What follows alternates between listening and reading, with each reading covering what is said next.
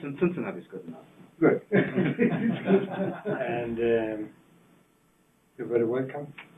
Thank you. And we're wishing to listen to you. All right. Thank you very much.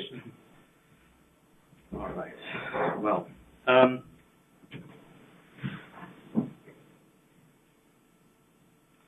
okay. So the human being has the ability to think beyond the observable, and according to the cognitive ethologist Daniel Pavanelli and his colleagues, they've conducted experiments which indicate that non-human primates lack this ability. So they don't have the ability to conceive of unperceivable forces and entities like gravity, for example. And why should they? Because the brain, at least prima facie, you would think that the brain is designed to work with the sense organs. In fact, obviously it is. They need a common currency. So that which the sense organs represent must also be represented by the brain. It's less obvious that the brain should need to represent anything else, anything beyond that. If you were designing a robot, for example, it's not immediately obvious that you would design the brain of the robot to conceive of unobservable entities. But you would certainly design the brain of the robot to communicate with its sense organs. So it's surprising from a design perspective that the human being has this ability. And when I speak of design, I mean natural selection. I'm using design in the same sense that Daniel Dennett uses the term design.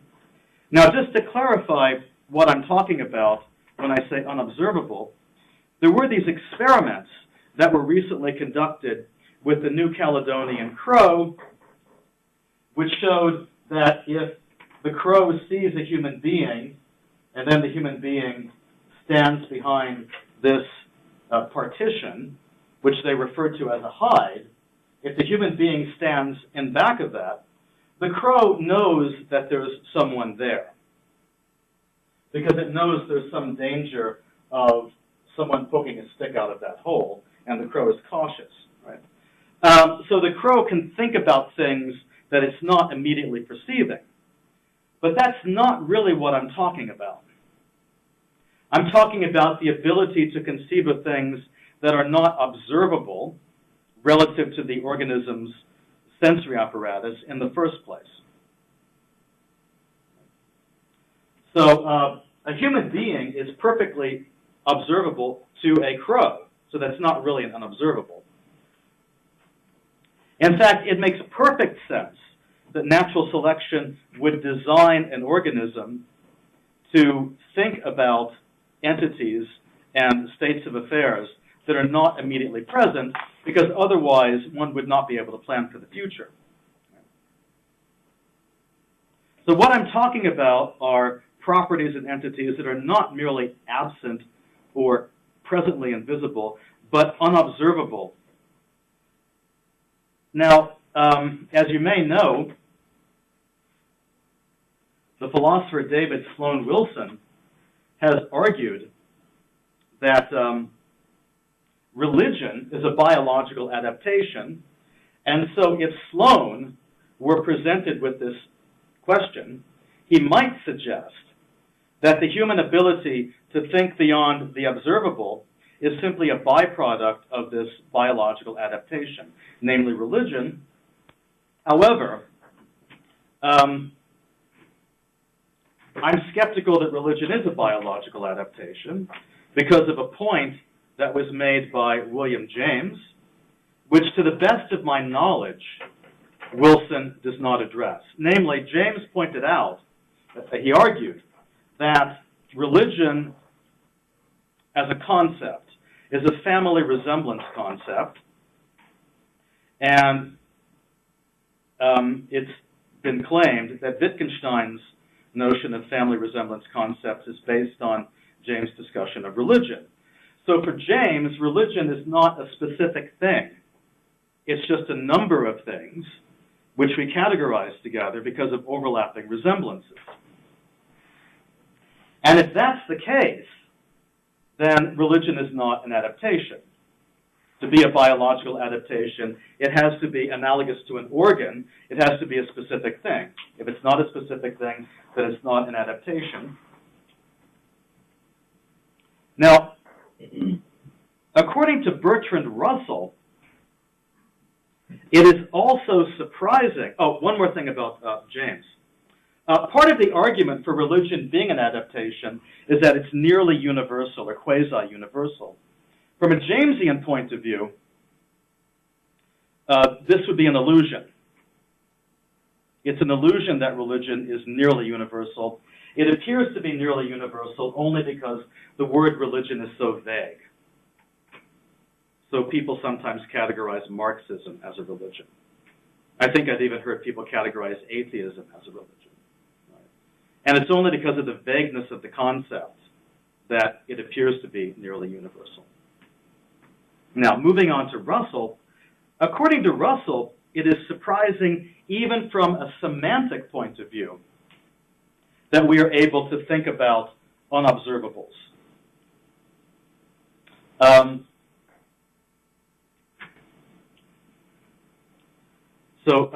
According to Russell, in a strict sense, we're not able to name something which is unobservable.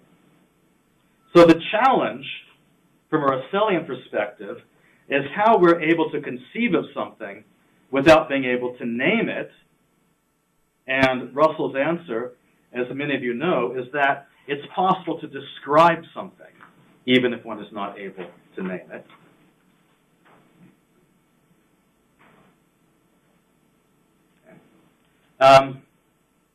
Now, what I propose to do is to try and understand how the human being is able to conceive of unobservables using Russellian concepts.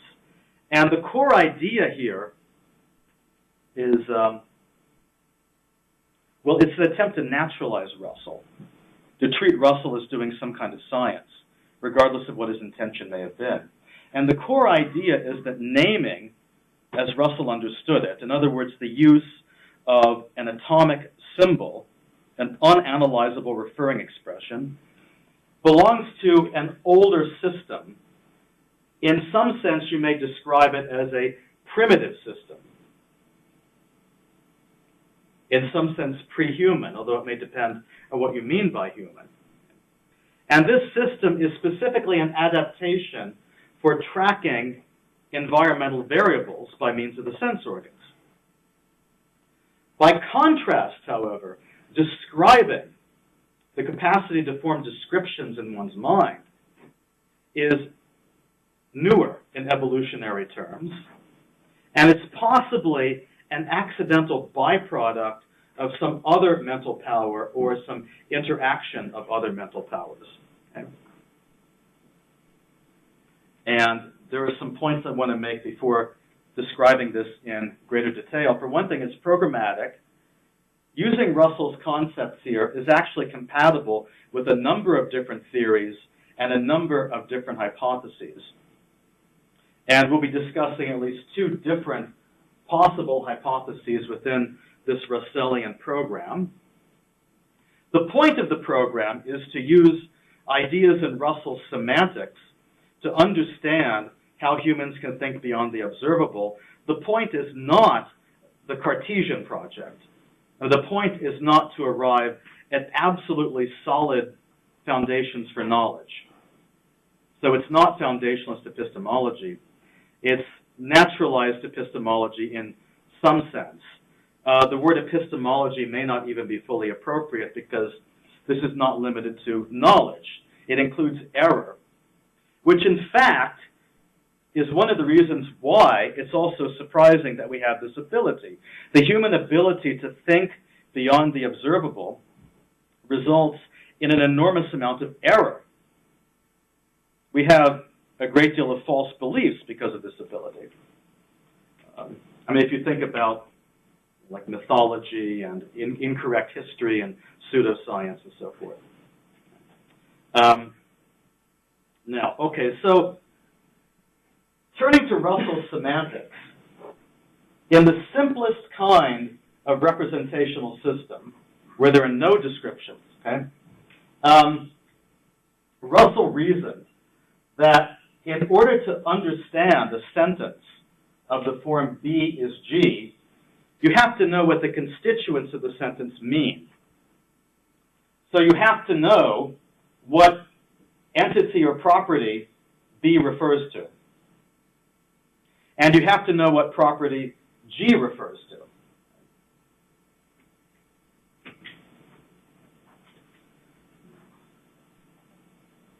So this is pretty naturally understood as a view about mental semantics. So you cannot believe that this tree is tall without knowing which thing is to be categorized as tall. And having perceived the tree, having seen it, for example, is one way of knowing that. In order to have the thought, the tree is tall, you have to know what is it that you're thinking is tall, even if it's a false belief, even if the tree is not tall. So according to Russell, without the power of description, without the ability to form definite descriptions in particular, the only way to know which thing is being categorized as tall is through perception, including past perception, prior perception. So it can be through a memory of a perceived experience. Now, Russell, as many of you know, spoke of acquaintance as a precondition for knowing the referent of a name. I'm trying not to speak of acquaintance because it's generally considered to be too strict a requirement. One reason why it's too strict is because it only pertains to individuals. In other words, according to Russell, for an individual to know the referent of a name, the individual must have perceived or been acquainted with the referent. But what about innate ideas? There's a great deal of evidence for innate ideas, such as, for example, the chimpanzee's innate fear of snakes. The chimpanzee has a fear of snakes, even if it's seeing a snake for the very first time, and the snake is not doing anything threatening. The chimpanzee will be afraid anyway.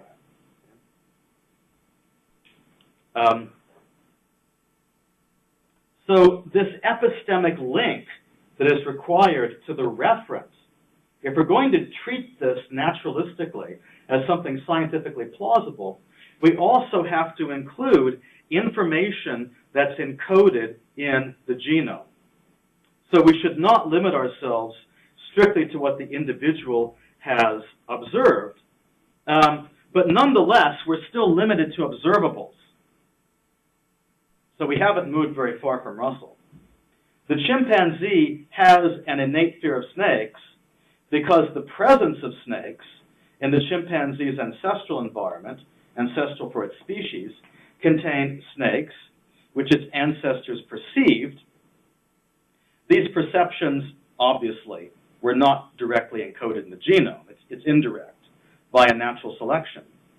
But the presence and observability of snakes in the environment played a role in the modern chimpanzee genome. In some loose sense, in some liberal sense, it's like a genetic memory. And we should include that sort of thing because in the kind of program which I'm trying to develop, the chimpanzee would have the older, more basic naming system. The chimpanzee is not using definite descriptions. It's not describing unobservables. It's limited to observables. But it still has innate concepts. So we have to include ancestral perceptions and the role that natural selection plays in making a difference to the genome in that regard. But we're still limited to the observable, And we still have this question, how is it that the human being is able to conceive of things that are not observable? Now for Russell, the answer is that one can describe something without knowing what it is. In other words, one can describe something without standing in the proper epistemic connection to it. And hence, it's possible to describe something even without being able to name it. So, for example, one can use the definite description, the author of Waverley, to pick out the relevant unit set, the relevant individual, even if one does not know who the member of that unit set is. Right? So, for example, you can know that the author of Waverley is, let's say Waverley, Ivanhoe. I don't know if those are the same people or not. I don't know, but the example is Waverley. But there is Ivanhoe, but Russell example is. I meant to say Ivanhoe, but I was like reverting to like an older system. It's like St. Waverley. The same person though, Walter Scott. Okay, so you can know that the author of Ivanhoe is famous without knowing that Walter Scott is the author of Ivanhoe. So you can describe something without knowing what it is. You can attach a property to it uniquely. You can stipulate that that property applies to at most one thing without standing in the relevant epistemic connection to that thing, and so without being able to name it. Now this, of course, is Russell's famous notion of knowledge by description. However, we're trying to do something naturalistic. We're trying to do something scientific. We're trying to understand how the human can think beyond the observable. And we shouldn't be limited to knowledge, right? Because we want to understand how the human being is capable of mythology, is capable of pseudoscience, or even good science that happens to be mistaken. How the human being is capable of mistaken history and so on. So what we're concerned with is not knowledge by prescription specifically, but more broadly, cognition by description. So the challenge is to understand why humans alone construct definite descriptions and hence are capable of cognition by description. And when I speak of definite descriptions, I want to emphasize that I'm talking about something mental. When I speak of phrases, I'm talking about something in the mind. When I speak of words, I'm talking about mental symbols. So it is somewhat speculative that only human beings can form definite descriptions, such as the author of Ivanhoe. Somewhat speculative. But it's proposed as a way of explaining what is evidently true, that the human being can think beyond the observable. Now, Russell famously analyzed sentences containing descriptions in terms of quantification. So one uses quantification to specify that precisely one thing has a relevant property without necessarily knowing what that thing is. I mean, you can know, perhaps, but it's not necessary.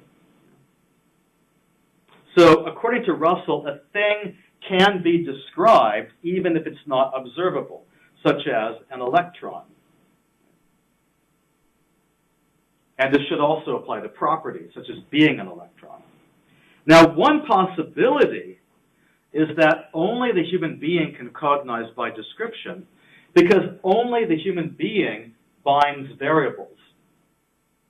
So hypothetically, in the human mind, there's a process which sets up the relation between operator, right, and variable, and no other species can do that.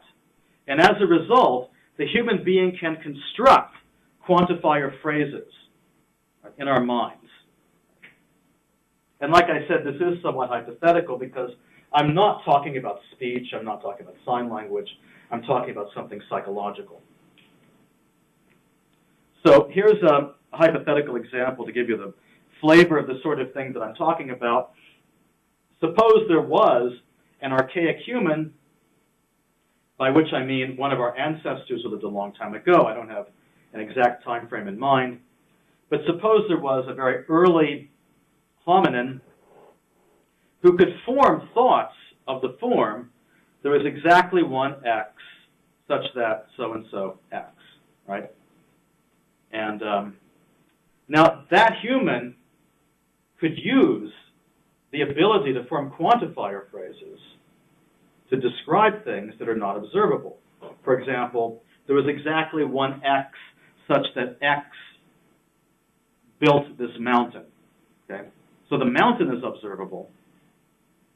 One could use a quantifier phrase to define a new term, a new expression, designating the unobservable builder or creator of the mountain.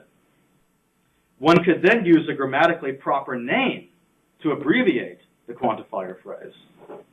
Strictly speaking, it would not be a name because it would be analyzable, but it could grammatically function as a name. Now, Russell's own theory of descriptions assigns really complex logical forms to sentences which contain descriptions. And I've used a streamlined logical form. I've used the generalized quantifier. There's exactly one X. And I want to draw attention to that to make a more general point, namely that this is a program that I have in mind. It's not specific enough to be a theory or an hypothesis. It's a program. So within this program, there can be various hypotheses which clash with each other. So they might disagree over logical form, for example, but they would still be within the same general Russellian program. So the notion of research program of relevance here is due to Imre Lakatos, and a Lakatosian research program allows for multiple perspectives, such as, for example, different perspectives as to the logical form of a sentence containing a definite description. And if one of these hypotheses is refuted, it would not necessarily undermine the program. It would mean that you switch to a different hypothesis. There are options for how to develop a Russellian research program. It's not a single path. Of course, it is a sign of progress if hypotheses are eliminated and the range of hypotheses is narrowed. Now, I want to explore two different paths, not pertaining so much to logical form or disagreements over logical form. One way of developing this Russellian research program is really simple. A definite description is a phrase. So the author of Ivanhoe is a phrase. The builder of this mountain is a phrase. Definite descriptions are phrases. Only human beings can form phrases. Therefore, only human beings cognize by description. That's one possibility. Pretty straightforward. Another possibility is that even if, well, let's just suppose phrases are not uniquely human, and given that we're not talking about speech or sign language, or writing for that matter, given that we're not talking about externalization, it's not dead obvious that other species don't use phrases in their minds, right? It's hypothetical, it's speculative. So let's suppose that they are using phrases in their minds, in a language of thought, so to speak. Then another way of developing the Russellian research program is to suppose that only humans form quantifier phrases. It's the quantifier phrase that's uniquely human, even though phrases as such might not be. Now let's discuss this first path first. Although I've never known Chomsky to discuss definite descriptions as a basis for cognition by description. I've never known him to do that. the first path is very close to the sort of thing one might expect Chomsky to say. A standard mainstream approach to understanding phrase-building capacity is that there's a uniquely human mental computation, which is often known as merge. Merge is a phrase-building operation.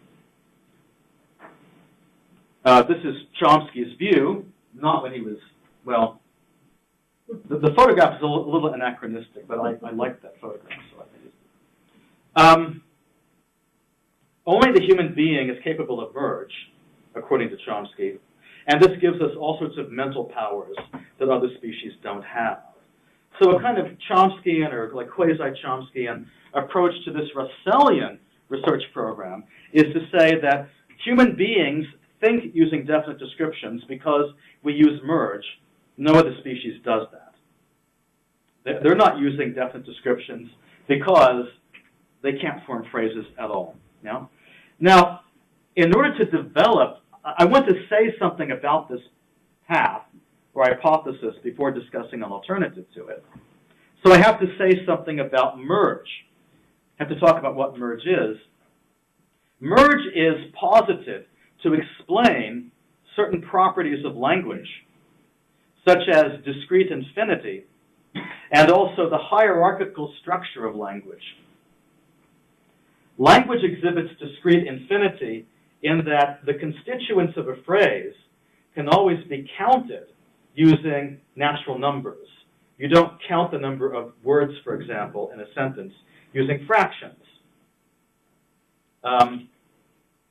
Language is infinite in the sense that for any phrase, and this includes sentences, of course, for any phrase, there is a longer phrase.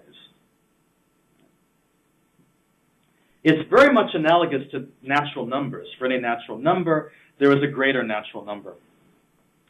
And Chomsky has pointed out that given that language and the natural numbers both exhibit discrete infinity, it's possible that the apparently uniquely human ability for unbounded counting could be an accidental byproduct of merge, in other words, of language.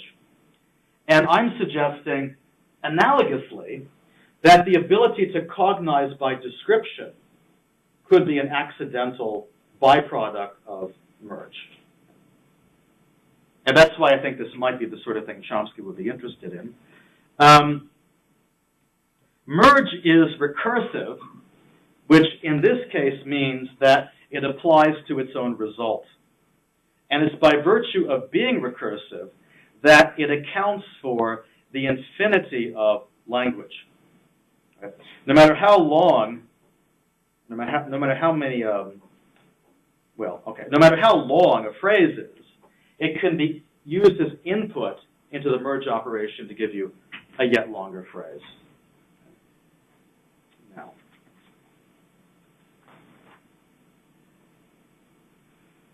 okay, now merge also explains the hierarchical structure of language, and here's an example which I've adapted from Chomsky. Naturalmente as baleias que nadam voam. I said that right? All right. Okay. Now, one thing you will notice is that the sentence is silly. Doesn't really make sense. Intuitively, a sentence is a series of objects. And people often tend to think of sentences as strings, just a sequence of objects. If that's what a sentence is, then it would be simpler for naturalmente to modify nadam. It's a closer verb. But we know that it modifies voam. It modifies the more distant verb. So it's a little bit surprising. The sentence is also semantically surprising because whales don't fly. And if a whale did fly, it would not be natural. It would be very unnatural for a whale to fly. Right? So what this indicates is that Kein Adam is a subordinate unit. It occurs on a lower level, hierarchically, structurally. It occurs on a lower level. And that Naturalizing is being linked to a superordinate verb, a more hierarchically prominent verb. So we know that phrases have hierarchical structure because grammatical relations are sensitive to that structure.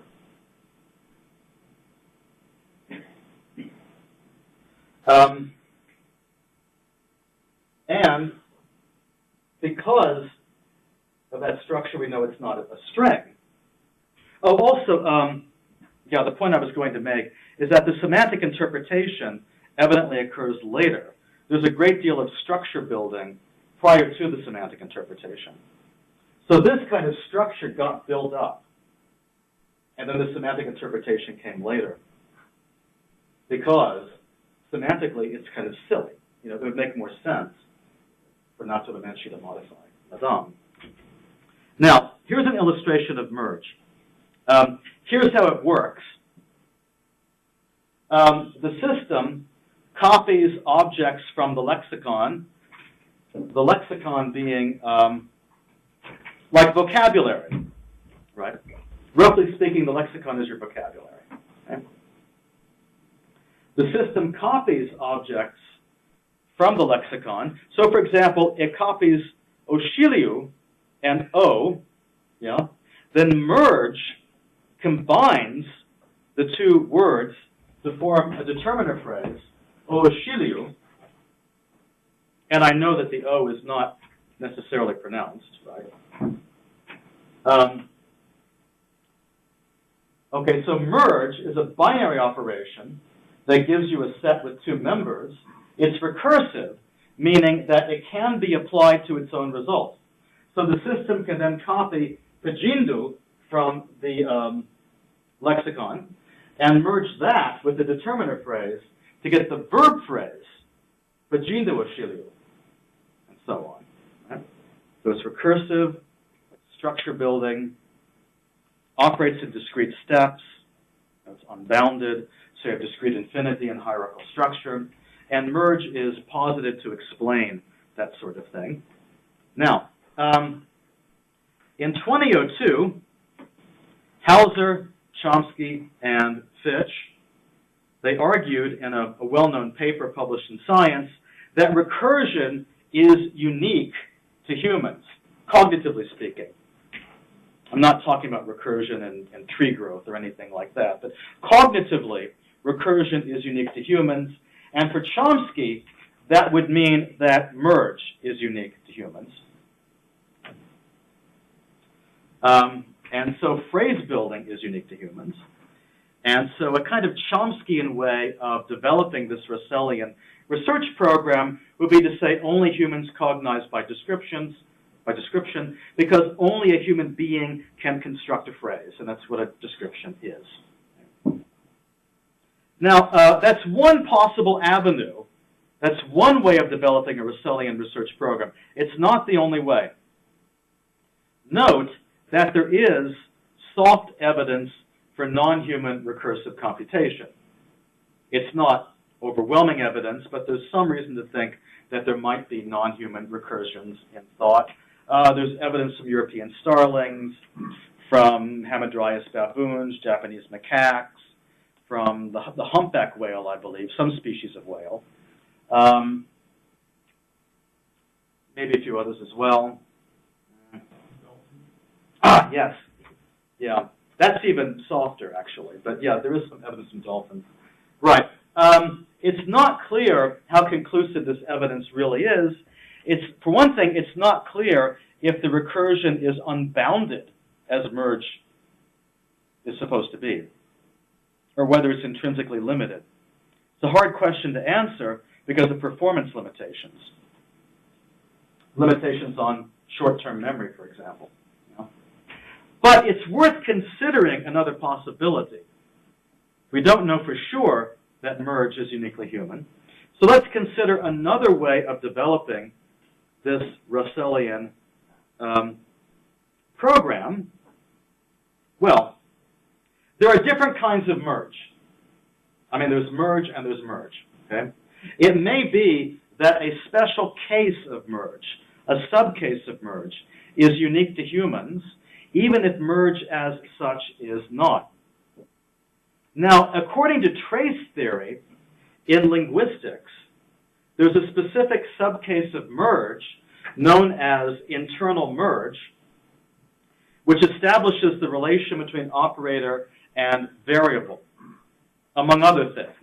That's not the only thing it does, but it at least establishes the relation between operator and variable.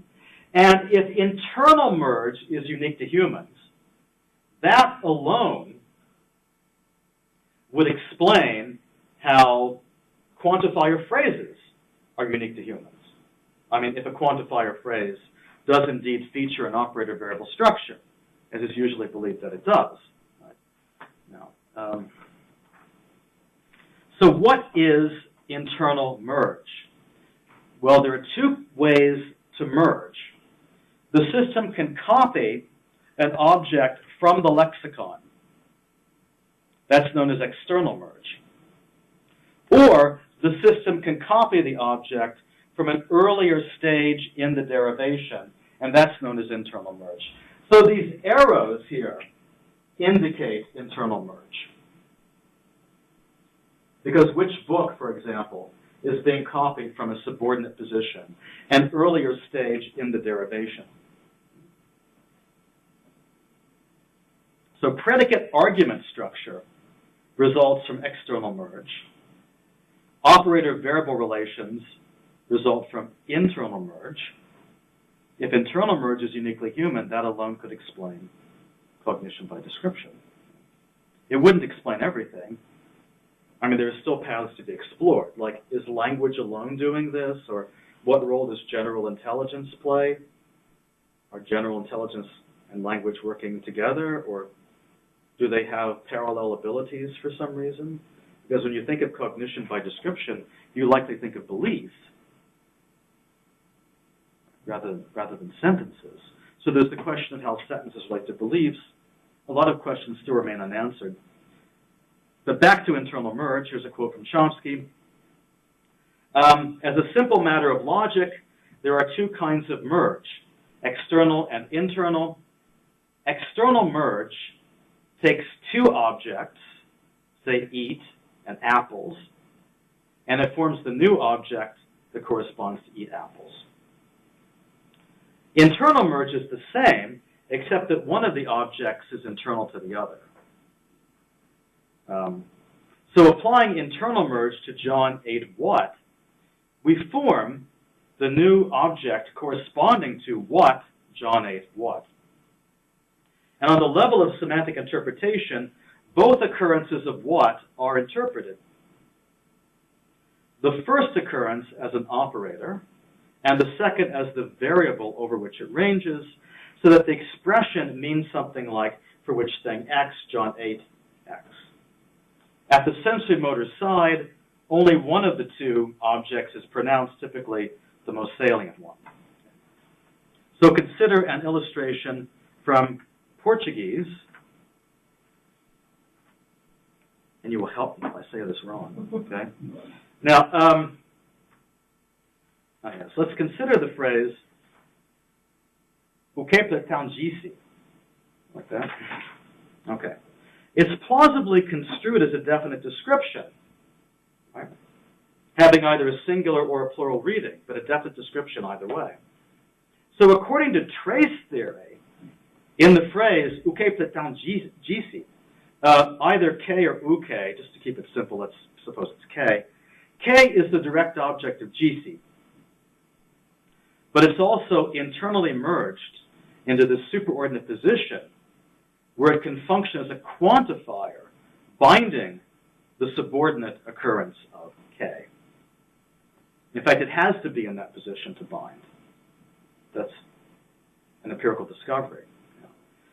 So GC takes a direct object, but the direct object is not always pronounced. It's interpreted semantically, but not pronounced. So o que pretende GC is semantically interpreted as the X such that Plato said X. Okay?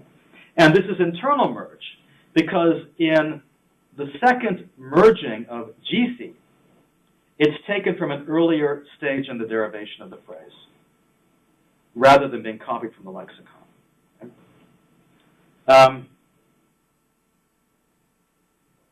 Okay. Now, whenever you have internal merge, you have some kind of binding, meaning that the superordinate occurrence determines the semantic properties of the subordinate occurrence. Now, there is evidence for internal merge. Of course, there would have to be, or no one would take it seriously. We'll go through the evidence, some of the evidence quickly. Part of the evidence is blocked insertion. Okay? So if there is an unpronounced direct object for GC, then it should be impossible to insert some other direct object into that position, which is evidently the case. So while Ukeptatown GC is grammatical, and Tatown GC estu is grammatical, Ukeptatown GC estu is not grammatical. And hypothetically, it's the occurrence of this unpronounced variable that prevents the insertion of estu. There's also evidence of blocked contraction. In this case, English being like a more suitable source of evidence here, because in English, function words often contract to nearby words. Maybe I should hurry up a little bit. So, for example, I want to go could be contracted as I want to go, right? But an unpronounced variable can block contraction. As in the example of who do you want who, to paint the picture. Because there's an unpronounced who as a direct object of want, you can't contract want to as wanna. If you do, it sounds unnatural. Who do you wanna paint the picture? It sounds strange. However, in other contexts where there's no unpronounced variable as the direct object of want, contraction does not sound strange. So in the case, who do you want to paint? Well, who binds a variable which is in the complement position after paint? And so you can contract want to as wanna. Who do you want to paint? That sounds perfectly natural. Okay. So those are two kinds of evidence for there being internal merge. Okay, now here's an hypothesis. Is it possible that external merge evolved first and internal merge evolved later, and that only human beings have internal merge? Yeah. Well, as you already know, Chomsky doesn't like that idea. Chomsky prefers the simpler idea, and it is actually beautifully simple, that merge is just a package. I mean, either you have merge or you don't. Okay? So he's actually said that it's not even clear what that claim would mean. If merge is available, then so are its special cases. Okay, that's his opinion. It may be true. Not everyone agrees. So other linguists, such as Juan Uriagarrica, have emphasized important differences between the two kinds of merge. They utilize different kinds of memory. Now, as you know, internal merge draws upon an earlier derivational stage. So that's some kind of short-term memory. It's working memory. External merge draws upon the lexicon. That's your vocabulary, so that's long-term memory. Right? Given that they rely upon different memory systems, it is possible that external merge evolved first and internal merge came in later as the result of a boost to working memory capacity.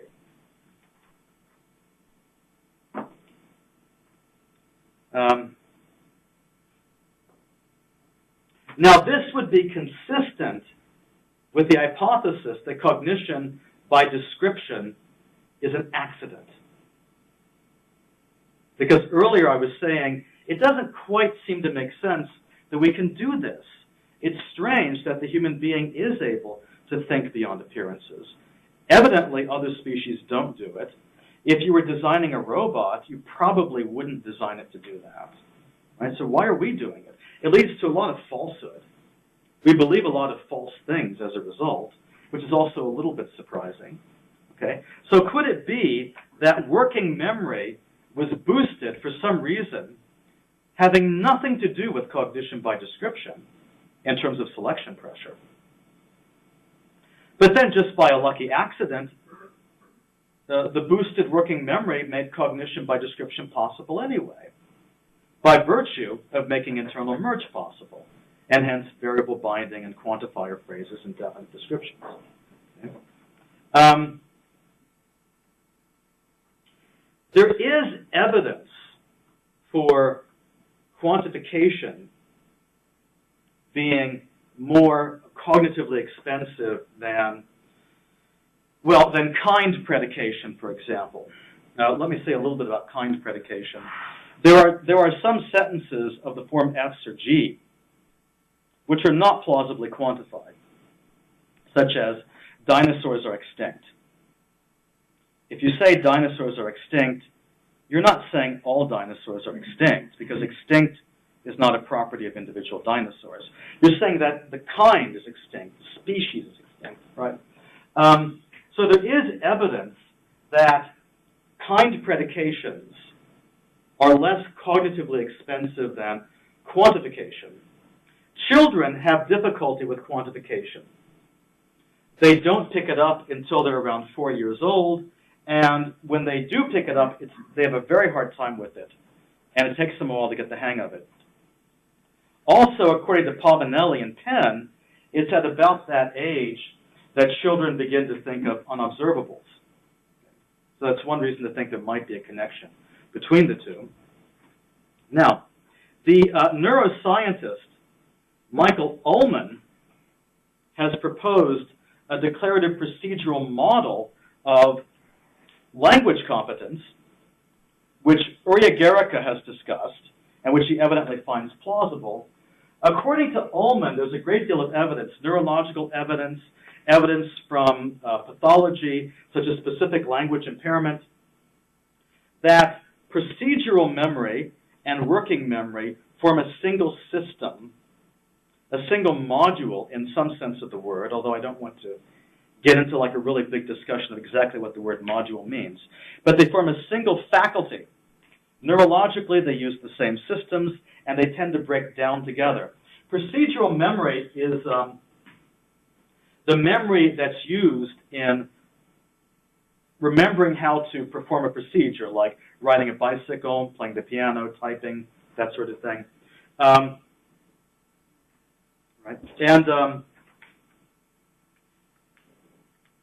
procedural memory is closely tied to motor coordination.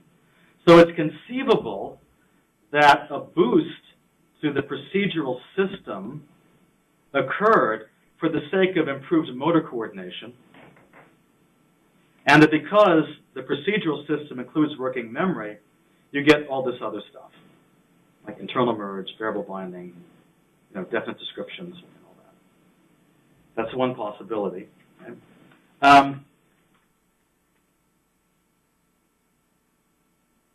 That would at least be consistent with cognition by description being a little bit inexplicable, a little bit surprising or strange. Urya Gericke, who's a big fan of Michael Ullman's hypothesis, I guess I could put it that way, in reference to the fact that some language disorders are accompanied by motor dysfunction, Urya Gericke remarks that what seems less linguistic than failing to trace a circle or biting your lips after you blow your cheeks? These things don't seem very language-like at all. On the other hand, can anyone get non-linguistic creatures to perform any of those tasks? Has anyone trained chimps to tie something? And the implication is no. Okay.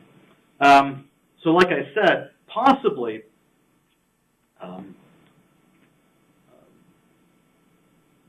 there was a selection pressure for improved motor coordination, which may have given us a better working memory than there was previously, and hence internal merge and cognition by description. Now, these are just avenues to be explored. That's what I was emphasizing earlier, right? So a Russellian research program is a program. It's not a specific theory. It's not a specific hypothesis. Developing it along Chomskyan lines and saying, well, merge is everything, that's one possibility.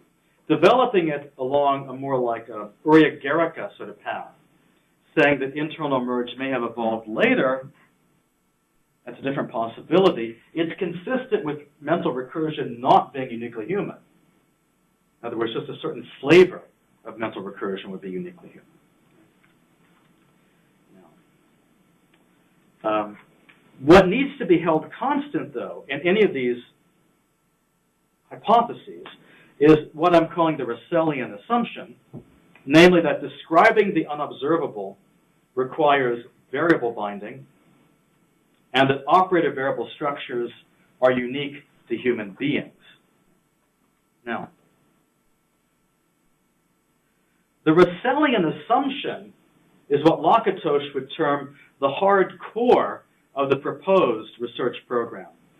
The ability to shift from one hypothesis to another is what Lakatos would refer to as the protective belt of the program. So quoting Lakatos, instead of directing the modus tollens of refutation to the hard core, one leads it against these auxiliary hypotheses, which in this sense create a protective belt around the hard core.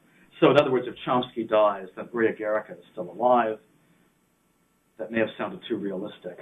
Okay. If Uriah-Gericke dies, Chomsky could still be alive, right? Or there might be some other possible hypothesis consistent with the Russellian assumption.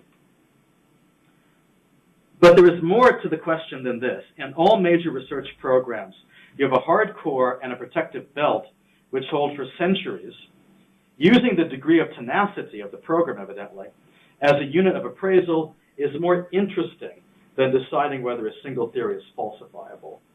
So in this case, I think it's more interesting whether or not variable binding is uniquely human and crucially enters into cognition by description rather than any specific hypothesis.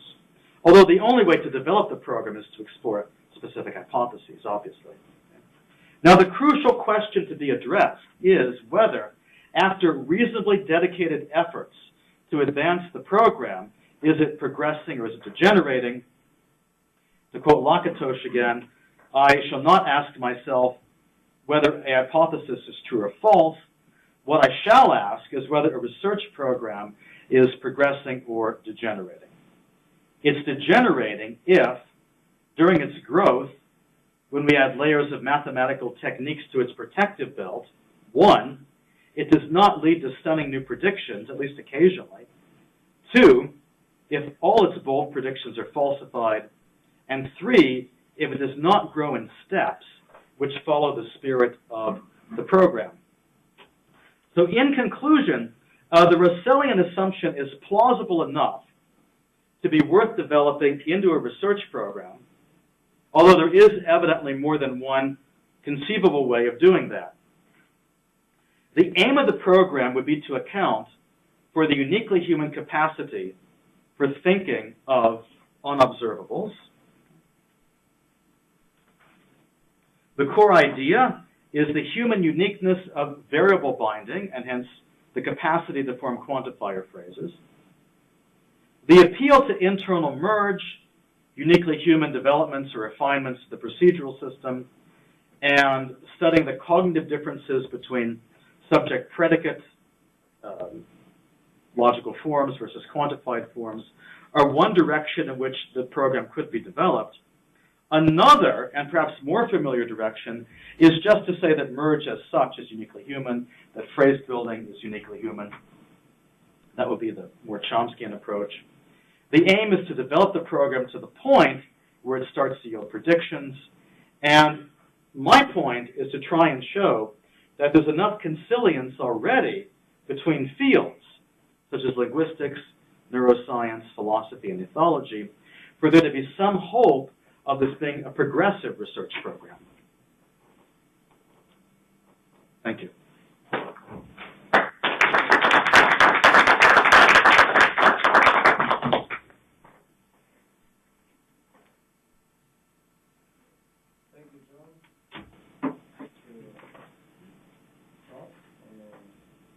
open now for questions or commentaries.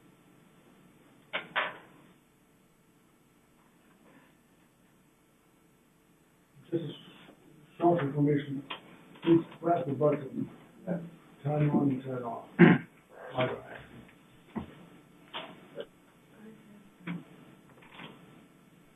Just to start. Thank you very much, John.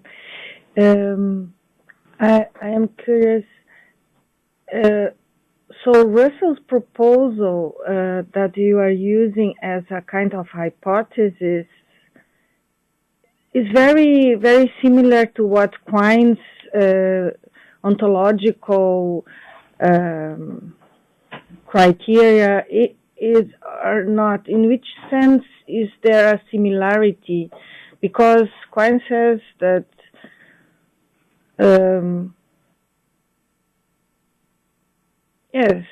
that we are able to track objects, and when we are able to do that, we are at the same time able to link variables and to, so the variables are what allow us to link our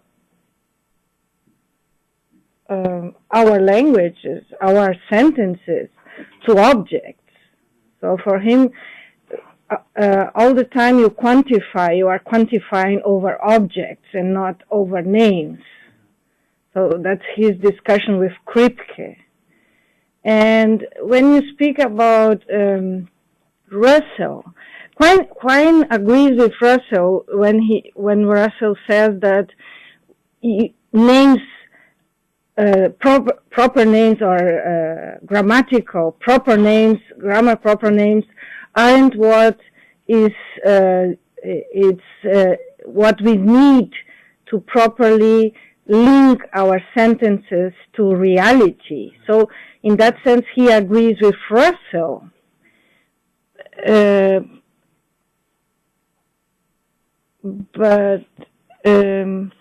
So would you say that this is also a kind of Quinean project at the same time, or not? I don't think so. No? Okay. Unless I hear more about what you have in mind. But, I mean, I doubt it, because Quine was aiming at ontological simplification. He was trying to minimize ontological commitment. And so he wanted to eliminate names altogether, or analyze them as predicates which are restricted in their extension by quantifiers. What I'm not trying to arrive at a language with minimal ontological commitment. I'm trying to figure out, I'm treating language as something in the head, something mental. I'm trying to arrive at an hypothesis which best explains the phenomena. So if humans can quantify and other species can't, that could explain how we're able to think about unobservables. It's consistent with very small children having difficulty with quantification, even though they can still track objects. In other words, Russell's distinction between a more, if it's okay to use the word, a more primitive kind of semantic system that involves simple names, and an enriched system, which also includes quantifiers, might be used to explain like human evolution, or an important component of human evolution. It's not an attempt to like arrive at a language of minimal ontological commitments. The theory of descriptions is associated with a lot of philosophical projects that I'm not using it for here. So I'm not using it for foundationalist epistemology, or I'm not using it for anything alchemist, except insofar as the theory itself is psychological.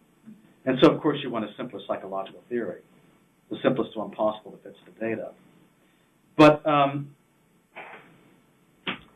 I'm not using it to reconstruct science, except insofar as one wants to understand what kind of psychological processes are going on which make science possible.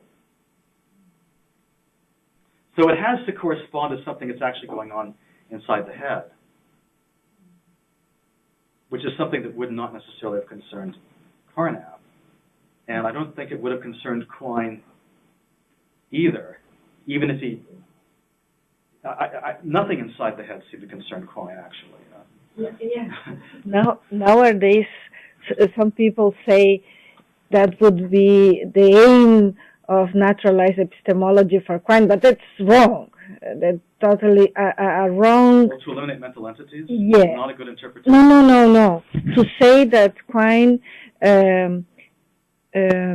started the project of neuroscience. I heard that. In the sense that Quine, when he was naturalizing our philosophy of epistemology and saying that philosophy should walk at the side of empirical psychology, Quine was at the same time starting the new naturalized philosophy that works with neuroscience.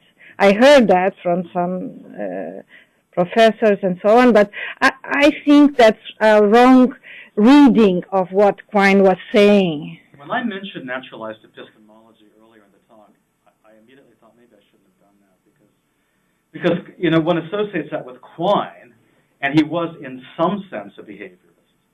It's an ambiguous term, but in some sense he was a behaviorist. This, of course, is very mentalistic. The trees. Like I had a few trees up there. I don't mean the actually they are biological. the sentence parsing trees are supposed to be like real mental representations in the head in some sense.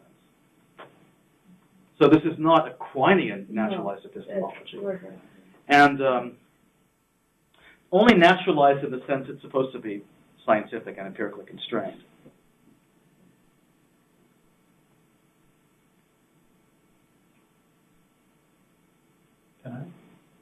Marco,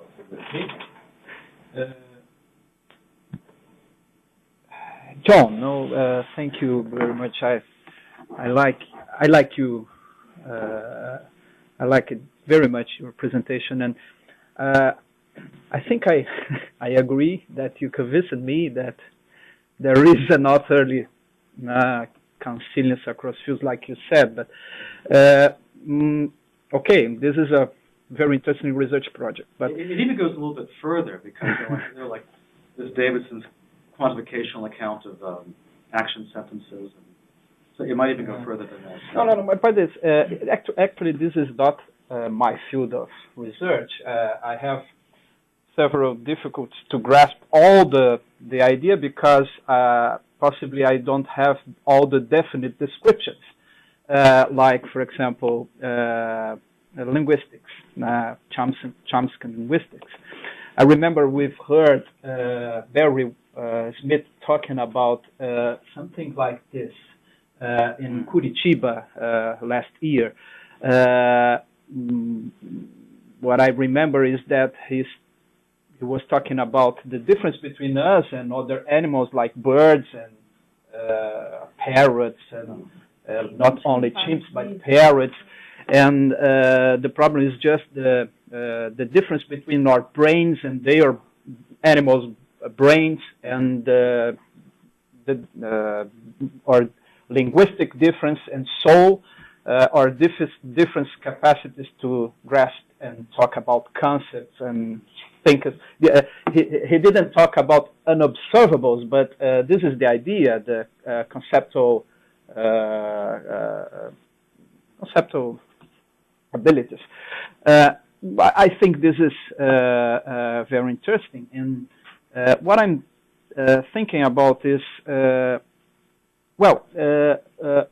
one problem I have in mind, and I had in mind when you was presenting the idea that there is possibly there is a difference between merge and in the external merge and internal merge, and one idea is, if I understood quite well, is the idea of Chomsky, that is we have to buy the package, all the package. So with but the other idea is that there is a different ability to use internal and external merge.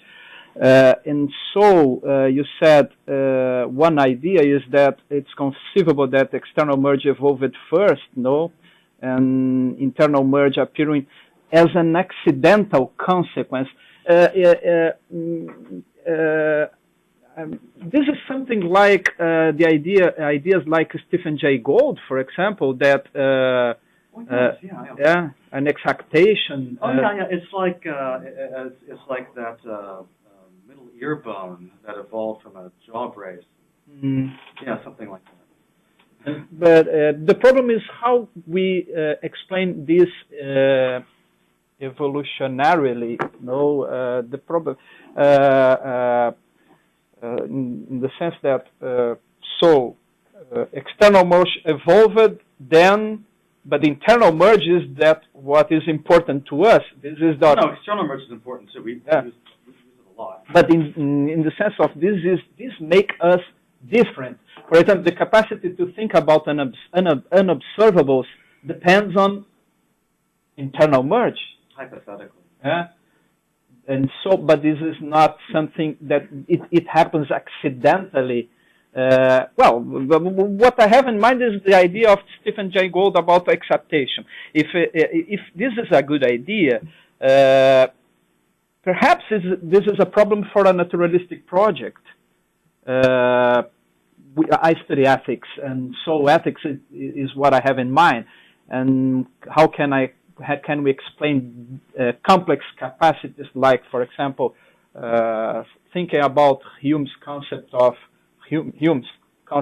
justice, for example. Justice is an artificial, and so probably our capacity to live in society by complex institutions like artificial, with artificial virtues like Hume's conception is, it happens by accidental.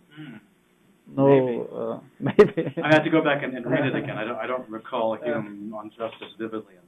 But this is interesting. I think this is the core problem to understand our difference between animals and other. Well, even when I talk about internal merge being uniquely human and not external merge, it still has very much a Chomskyan flavor to it. For one thing, merge is his concept anyway. But apart from that, his idea that unbounded counting is an accidental offshoot of just merge as such is similar to the view that internal merge is an accidental offshoot of external merge plus a boosted working memory capacity. And like, suddenly you have internal merge as well. It can be it has a very Chomskyan process, and it has a very Chomskyan flavor to it, even though Chomsky doesn't like it. He's going for the simplest possibility, which does have an intuitive appeal to it. And I'm leaving it open, too. I said that's one possible way to develop the research program. It's just merge that's uniquely human. Not a subcase, but just merge.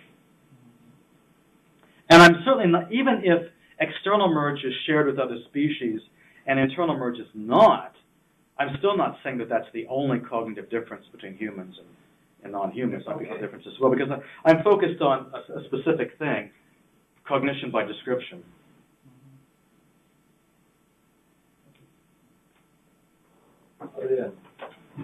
Okay. Thank you very much, John, for your talk. I think it's really a very interesting research project, and I do have lots of questions, and it's quite interesting to explore the possibilities of the project. And but well, I'll ask you some of the questions I have in mind right now. If I understood you right, think about an observable. If you explain that, in fact, you would explain how science is possible. Because you said it's not, think about an observable, it's not, unobservable. Unobservable. Right. Unobservable. It's not, think about things that are not there, like the bird, knowing that there is something behind the hidings, but it's more like thinking about gravity. Yeah, right. So it's Well, yeah, I'll give you an illustration of that from Pavanelli. Maybe I'm interrupting. go ahead. There's an experiment that Pavanelli and his colleagues performed where they had like a long transparent tube, and there was a what's the term?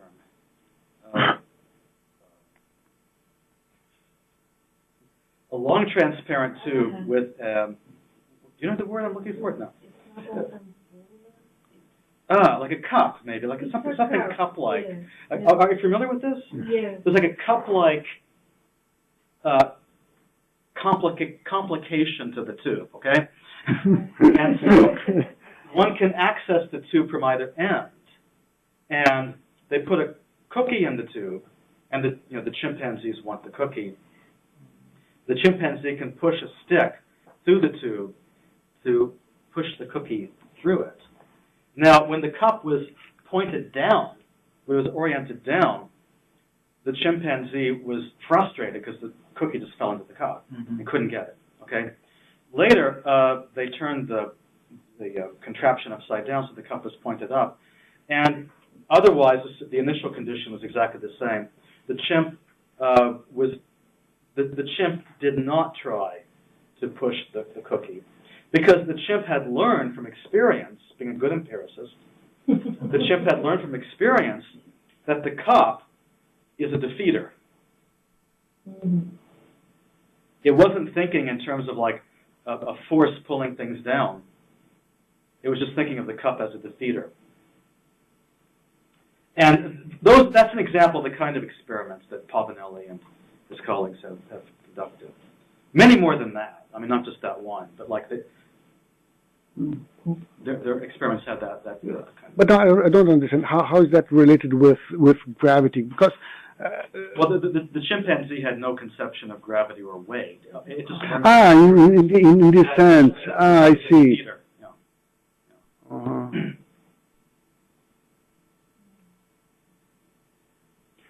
Because in fact,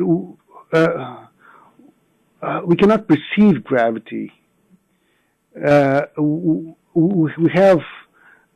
can describe something, a kind of force, which we call gravity, but it's within a theory, and of course, all the language resources that we have enable us to do that kind of theory. Within a theory, in the sense that the description would be very complicated, because it would appeal to so many different kind of situations. I'm talking about folk theory. I mean, like, in this sort of situation, gravity does this. Like a building collapses. Another situation, a cookie falls into a cup, right? Another situation, one trips down the stairs, and so forth. Yeah, the problem with the experiment, the problem with the experiment perhaps is that a child which is not familiar with gravity, the theory of gravity, would succeed in the experiment. So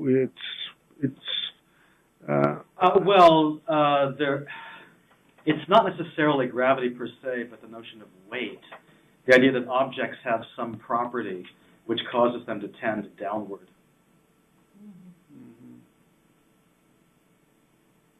And the child. But the chimps, when they pick up fruits in a tree, obviously they expected the fruits to fall down. Because they've seen it. Yes. So they're good empiricists, but they have trouble generalizing. In fact, Pavanelli comes close to stating it in Russellian terms, although he never mentions Russell or definite descriptions or anything too specific about language, but he talks about a variable which manifests itself in different situations. The human being can think like that. Or there's a single variable which is manifest in these different cases. Whereas a chimpanzee is just kind of learning case by case, just purely experientially. And this is leads me to another question is, at certain point you start using Chomsky, and it's of course very it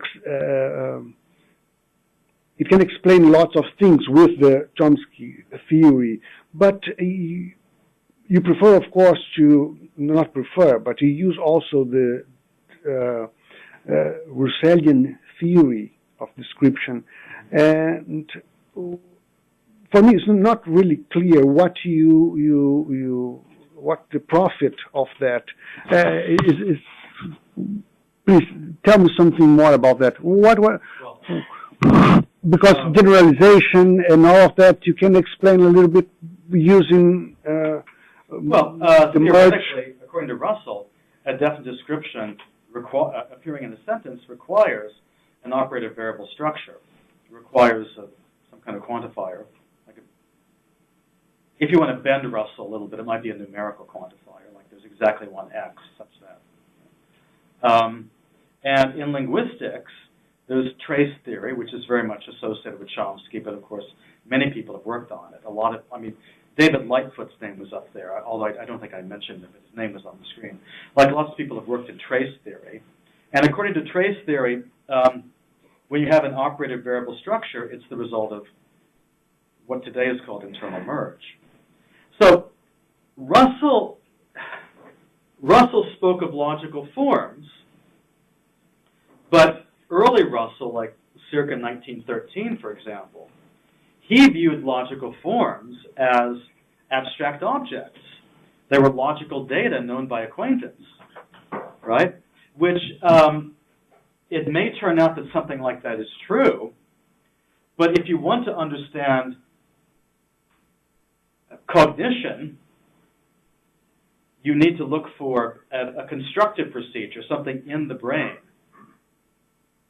Well, just to put it roughly, it's more scientific to say that there's something in the brain that's building logical forms, rather than to say, well, they're abstract objects and we just somehow apprehend them.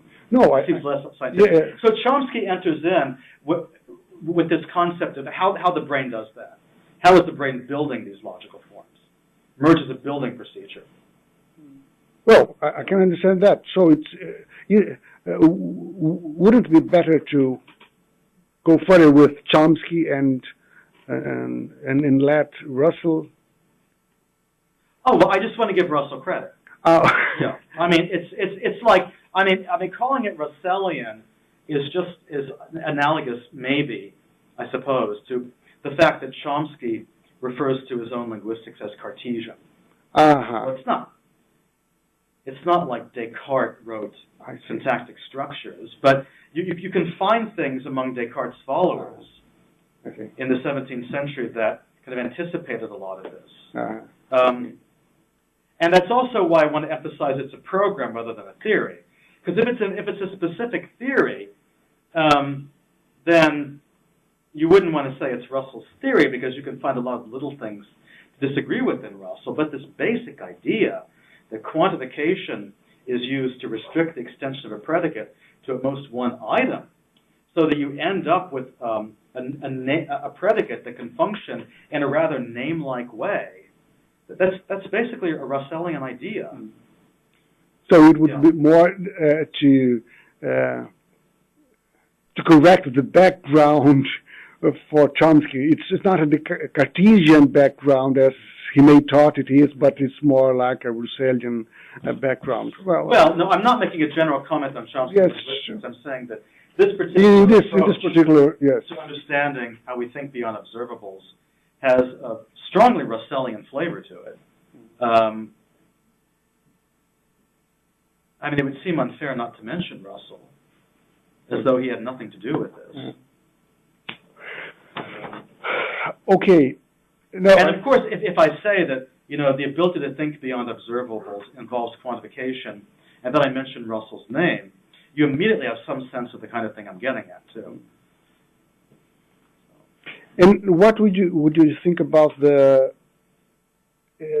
I was wondering while you were talking about this, the relationship between the internal and the external merge.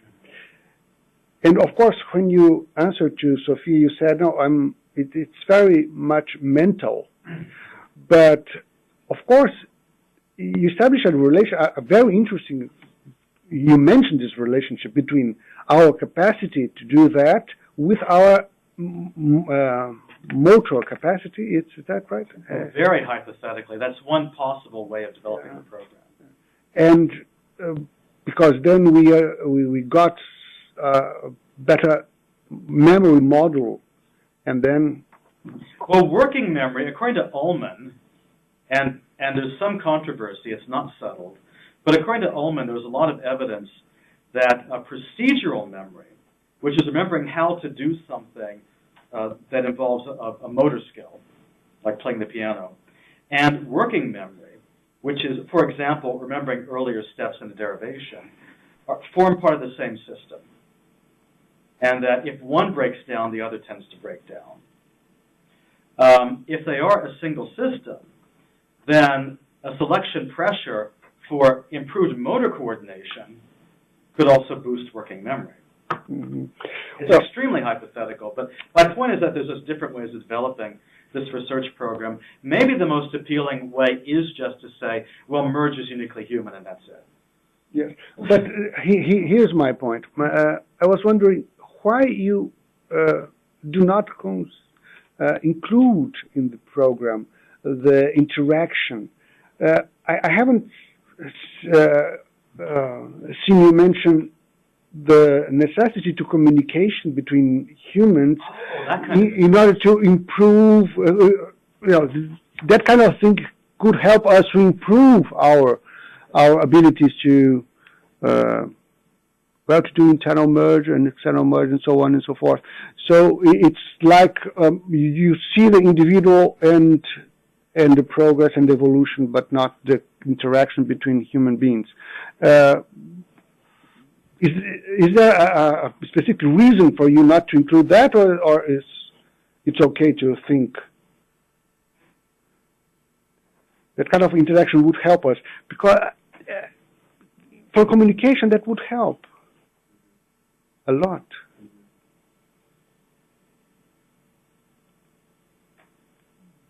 And would be an advantage. Well, simian communication systems don't seem very language-like because they're not recursive. They just use like a finite repertoire of signals. And even though I think the Campbell's monkey does combine signals to form complex symbols, it's very limited. It doesn't seem very merge-like. It's not obvious that language did evolve from primate communication systems, although I'm not sure that that's what you're saying. There was something very interesting by the psychologist Matsuzawa, I believe. I'm afraid if I try to remember it, I might get it wrong. It was something about well, of course, communication does involve motor coordination, like articulation, right, and possibly hand movements as well. So there might be a connection there. Matsuzawa has discussed this, but I don't want to try to reconstruct what he says because it's been a while since I've read him, and I might get it wrong. But yes, motor coordination and communication are obviously linked. Yeah. So it may be that a selection pressure for communication did contribute to this cognitive boost by accident. Yes, my point is internal merge. The primitive communication systems depend a lot upon external reference. Well, external in that sense. Yes. Well, communication is external. Yes. Right. But when we developed, I'm just exploring this. I'm not sure about anything of that. But when we are talking with each other about unobservables, but not in the sense of gravity, complex systems of theories or so on, it's important that we can do some movements like you've shown us. You mean like a grammatical movement? Yes, that would be an internal merge. So internal merge is interesting for communications, while in primitive systems you could depend only upon ostension. And well, I was wondering why not communications. You could have a communication system with external merge only. It would have no long distance dependencies. It wouldn't have binding. It would have. It would not have binding. I would not have. It would just have, I mean, you'd have like predicate argument structures. Those require external merge. You could say things like, you know, sky is blue. You could say the sky is blue, but it wouldn't be a definite description, right? Mm-hmm. Sky is blue. You know, James is wise. You could say things like that. But James would not abbreviate a definite description. Hypothetically, it wouldn't. But a description is very good to remind you of what I'm trying to say. It's good when we are talking, the guy I met, the guy you met, or I don't know. Oh, I see. Okay. Well, the simple idea here is just that with internal merge, you can say more things. Yeah. Well, of course. Mm-hmm. Because you can have, there's a greater range of semantic representations, so you can say more things. Yeah. So it is an advantage when we are communicating with each other. And if I was saying much less. Yeah. So in a sense, I think communication should be part of your equation, but it's an idea to explore. Maybe, but I mean, why then? Why don't chimpanzees talk about such things? Because perhaps they are not so dependent on communication as we are. That could be a good hypothesis. That for us to communicate better and more efficiently was perhaps much more decisive than. Depend on communication in which sense? In survival and reproduction? Yes. Well, they do communicate. I mean, they're primate signals. Yeah. And so, us, we need, we depend on communication for surviving and reproduction. No, not necessarily. Perhaps it's a side effect. No, because we might be much more dependent on living in group, because our way of reproduction, we are more sensitive to, it's more difficult for us to reproduce than it is for chimpanzees, in the sense that the environment where they live, it's more protected than the environment where we evolved from. So in this sense, perhaps this kind of living in group and be dependent on each other in a very strong sense, force us to improve our communication. Perhaps this kind of ability was selected in order to allow us to communicate better.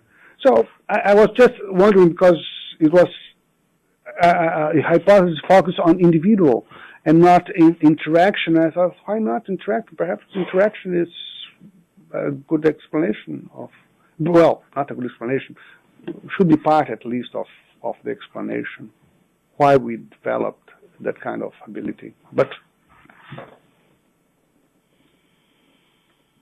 well, Chomsky has an argument for merge being primarily a cognitive adaptation, not an adaptation for communication. But his examples always involve internal merge. So he's like, again, assuming that internal and external merge come together as a package. But like he points out that since the bound variable is not pronounced, since you don't hear it, that it places an extra burden upon parsing. So, for example, if I can think of an example, if you say the shooting of the hunters, the shooting may or may not have been internally merged from the complement position of, the shooting of the hunters. Yeah, it may or may not have been internally merged from the complement position of the hunters. It could be the hunters shooting, which means that they fired a gun, or not, in which case maybe the hunters were shot. So the shooting of the hunters could be analogous to the roaring of lions, right? Or it could be analogous to the classifying of gems. So you can't tell from the sound signal whether there was internal merge or not when you hear the shooting of the hunters. So it places an extra burden on perception. And so he says that indicates that merge is an adaptation for thinking and not for communication, because it leads to these problems with communication, with ambiguous sentences. There are ambiguities because you don't actually perceive the tree structure, in other words. You just, all you hear is like a series. But those examples involve internal merge.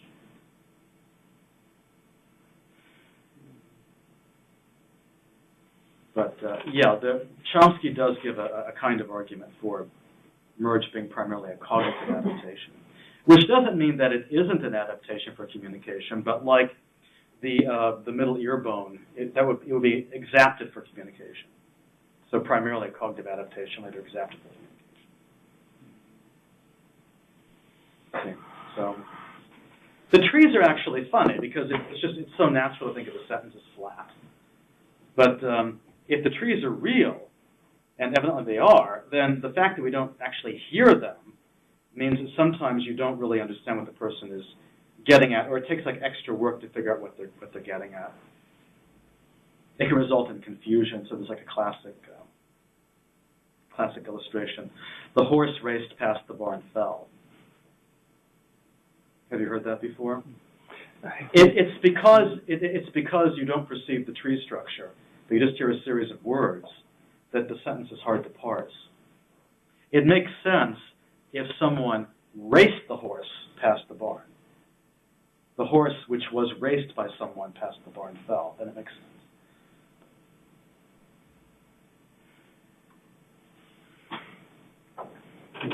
But that's assuming that internal merge is basic to language. So if you don't make that assumption, then you can't use those sorts of examples to argue that the language is fundamentally cognitive. It is true, however, like this may be a less persuasive point, but I mean, arguing for the same end, it is true that when we use language, we're usually using it to think, and only occasionally to communicate. But to assume that it develops first of all in terms of thinking and not in terms of communication, we could develop thinking in the sense we think about thinking later and not primitively. So in this sense, Chomsky in fact has a Cartesian project in terms of focus on the subject, on the individual, and then extrapolate it in terms of communication. I'm prone to think the other way around. Part of the Perhaps we internalize. Yeah, part of the evidence for recursion in non-human species is in social cognition. This is not the sort of thing Chomsky is very enthusiastic about, very skeptical about it. But among Hamadryas baboons and Japanese macaques and dolphins, as you mentioned, the evidence for recursive cognition is found in their social interactions.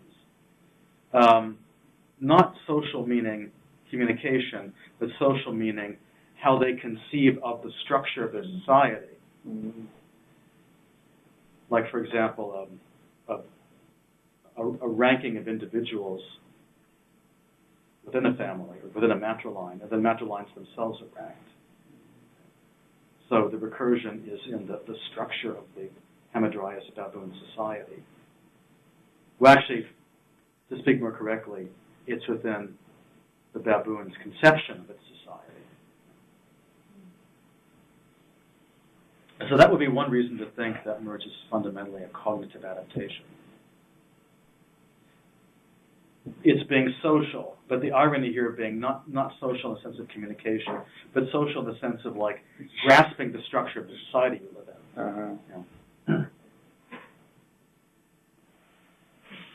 Stuff to think about. Yes? Yes?